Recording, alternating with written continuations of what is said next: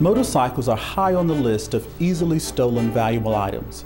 If you're an owner of a motorcycle, you should listen as Detective Monte Podewil gives us the inside scoop on how to keep the thieves at bay. Over the last several years, we've seen an increase in thefts of motorcycles, mainly the speed bikes or sport bikes, like the one here, the blue one inside the fence. And the biggest problem we have is a lot of the owners of the bikes live in apartment complexes like this, and the bikes will be left parked just out in a parking spot. The majority of them aren't secured in any way, and it just makes it very easy for thieves come by with a van or a truck, pick the motorcycle up, and they're gone. Well, I would suggest finding one where you can get garage space to secure it inside, or in this case, this complex has a fenced-in area with a rail where the motorcycles can be secured by a chain or a cable. The fence is locked and it's also under video surveillance. If you don't have access to a garage or a secure area such as this, I'd suggest parking the motorcycle in a well-lit area.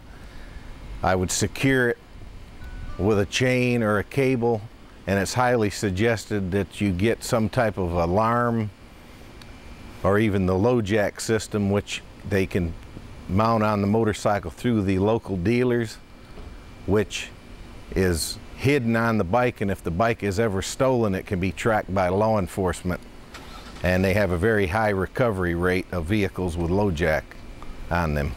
It's similar to GPS, but it sends out a radio frequency, and law enforcement throughout the state have the system in several of their patrol vehicles. They can pick up that signal, and it has a locator, and it'll lead the officers right to the location of the stolen vehicle. It has the low jack.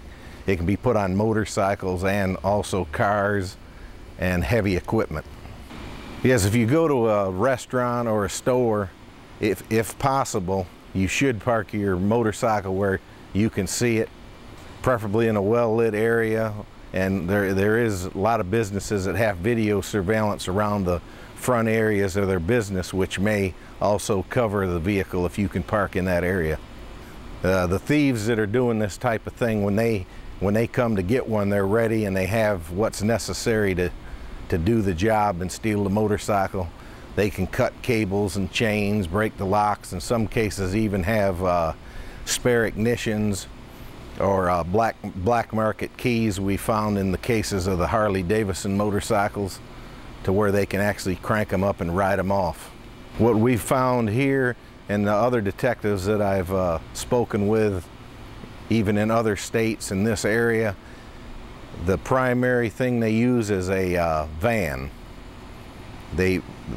We've had a big problem with it here in the past. They'll steal the older model Chrysler minivans. They'll break the ignition in them, take the van, they'll take the seats out. They might, like for instance, if they were to steal one in this area, they might drive just down the road, take the back seats out of it, throw them by a dumpster, throw them in the woods somewhere, and then they'll take the van, go to the location where the motorcycles are sitting out in the parking lot. There'll be 2 or 3 guys. They'll go out, they'll pick the motorcycle up, they'll put it in the back of the van. In some instances, they've stolen 2 or 3 motorcycles with the same van, put blanket on them, and they'll carry them off. And the majority of them end up being stripped. The motors may turn up on another motorcycle. The body parts, the fairings, it'll be sold.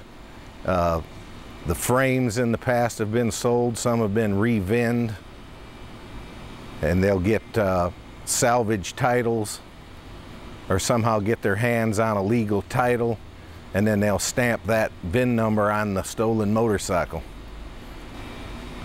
There's quite a few groups that we've caught here in Cumberland County, and from the other law enforcement that I've spoken with, it's a big problem throughout the United States, and wherever you have a large number of younger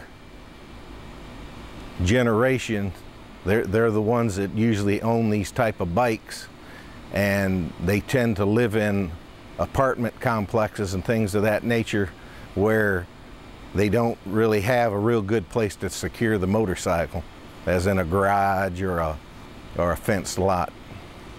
Well, I think it's pretty good. I mean, somebody can cut the fence, but in this case, if you have this and you go down the road to another place where the motorcycles aren't secured, they're just sitting out, they're not going to come and take the time to have to cut a fence, get on a video camera, and then probably have to cut a chain or a cable to steal a motorcycle.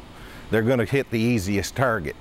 I would encourage everyone that owns a motorcycle to try to find a secure place to put the motorcycle when they're not riding it, and take any steps necessary to secure the motorcycle and keep an eye on it so that it isn't stolen, to where they can enjoy it, not the thieves that are making money off of stealing your motorcycle.